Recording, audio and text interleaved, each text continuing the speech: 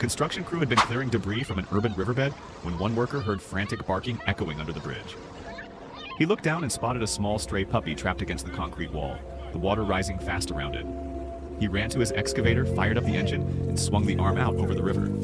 His team signaled him as he lowered the massive bucket, inch by inch toward the struggling pup. The puppy tried to climb in, slipped, then finally scrambled into the bucket.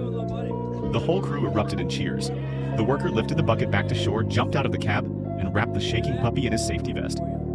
They rushed it to the closest vet, mud splashing off both of them. A few hours later, the vet said the puppy would be okay. The worker smiled, scratched the little dog's head, and said, "Looks like I've got a new crew member."